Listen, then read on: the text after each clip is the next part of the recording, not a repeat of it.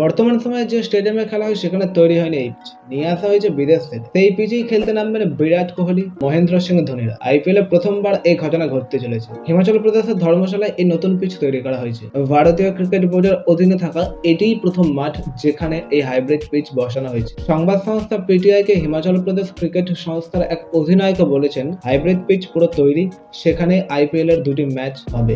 নেদারল্যান্ডের সিসগ্রাস নামের একটি সংস্থা এই পিচ তৈরি হয়েছে। হিমাচল প্রদেশ ক্রিকেট সংস্থা জানিয়েছে, এই পিচ খেলতে ভালোবাসেন ক্রিকেটাররা, কারণ সেখানে ব্যাটারদের পাশাপাশি বোলাররাও সুবিধা পাবেন। ক্রিকেটারদের দক্ষতা বোঝা যাবে সেখানেই। আগামী দিনে আরো অনেক মাঠে এই পিচ বসানো হবে বলে দাবি করেছে হিমাচল প্রদেশ ক্রিকেট সংস্থা। ইতিমধ্যে আহমেদাবাদ এবং মুম্বাই যোগাযোগ করেছে এই পিচ প্রস্তুতকারক সংস্থার সঙ্গে। তারাও এই পিচ ব্যবহার করতে চাইছে। ধর্মশালায় দুটি হোম ম্যাচ খেলবে পাঞ্জাব কিংস। আগামী 5ই মে চেন্নাই সুপার কিংস এবং 9ই মে রয়্যাল চ্যালেঞ্জার্স বেঙ্গালুরুর বিরুদ্ধে খেলবেন না তারা।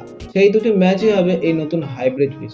এই নতুন হাইব্রিড পিচের ফলে দুটি ম্যাচের খেলা কেমন হতে পারে আপনার কি মনে হয়? কমেন্টের মাধ্যমে লিখে জানান।